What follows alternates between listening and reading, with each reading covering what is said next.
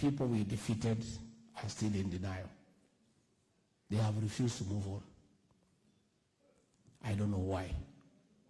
Because what happens if things don't work out, you just move on and start life afresh. And when we brought the finance bill, which was enacted by Parliament and it became the Finance Act, they decided to go to the streets using that as an excuse. But I want to tell you that is not the reason. Because the leader of opposition was in government through the handshake. The price of 2 kg unga was 230 shillings. He never called for demonstrations then. We have succeeded in bringing the price of unga from 230 to 170 through production, by subsidizing production as opposed to consumption. He is calling for demonstrations, but that is not the reason. The reason is in his history. Every election, he has used violence to be allowed to come into government. If you remember, in 1997, when he lost elections, he started demonstrations, and President Moi, the late, brought him into government as Minister for Energy through cooperation. In the year 2007, again, he lost to Mwai Kibaki. There were chaos, there were deaths. He was brought into government through the Nusu Mkate regiment. Again in 2017, he lost elections.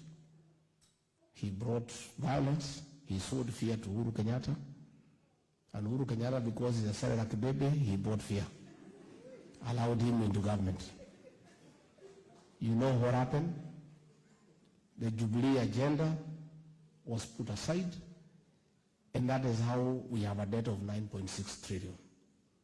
He is trying to sell fear to us so that he can come into government through another handshake. I want to tell you here today that that is not possible, because that is giving into blackmail. If you read the penal code, Cap 63, blackmail is an offense. It is a crime. So sitting with somebody who is blackmailing you is partaking the crime. So those church leaders who are telling us to sit with that man so that he can cool down are asking us to commit a crime. President William and I are not willing to commit a crime. So there will be no handshake.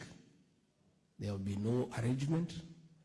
We ask him to take his rightful role as a leader of opposition and hold us to account and oversight us and criticize us for good governance.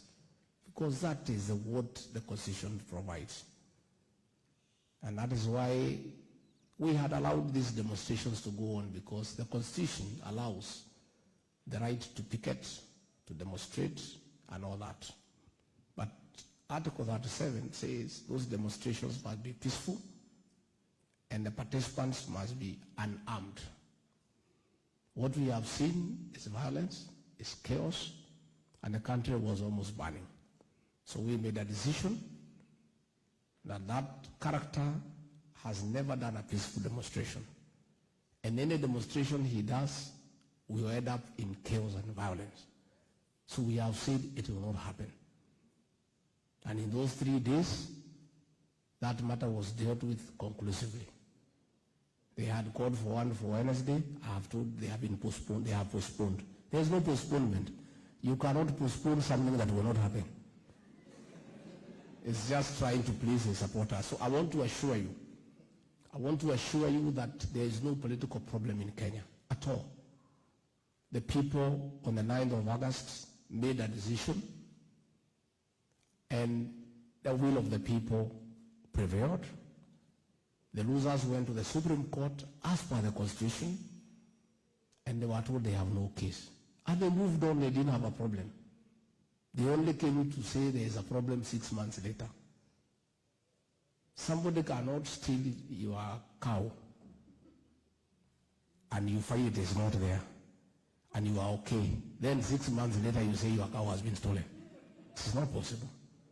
So I want to assure you that Kenya is stable, Kenya is secure, the government is in full control, and the matter of those demonstrations have been brought to a closure. It will not happen again, and we want to appeal to everybody to go back to work. And I want to say in all fairness, I think it is wrong for you to ask other people's children to go and fight the police in the streets and get killed, when your own children, you have sent them to the East African Legislative Assembly to go and legislate. Because you can, what you do, if you think this thing is good and real, let your children be in the forefront. But you cannot use the children of poor people to throw stones, to fight policemen, to loot, to destroy property, to get killed, to get harmed, yet your own children are not there. And in all fairness, I've heard others saying that their work now is to protect their family and their children, and it is good. Everybody should protect his family and his children. But who will protect the children of the poor people? That is what the president must do. He must protect the millions of children whose fathers and mothers have no capacity to protect them. He must protect them, because then they have no money to buy guns. If you can buy guns for your children to protect themselves, that's okay. But what about those parents who cannot afford to buy guns to protect their children? The government must use the guns that they have to protect those children. And that is what is happening. So that we live in a society where there is equality, and everybody has a chance to make a decent living. And everybody must be given a chance, whether you are rich, whether you are poor. Everybody given a chance can be somebody someday. Even yourselves here, you are from all different backgrounds. But you're here in Rome today, in Europe, having a nice time, because there is a God in heaven. And everybody given a chance can bring him or herself here to Rome. All we need to do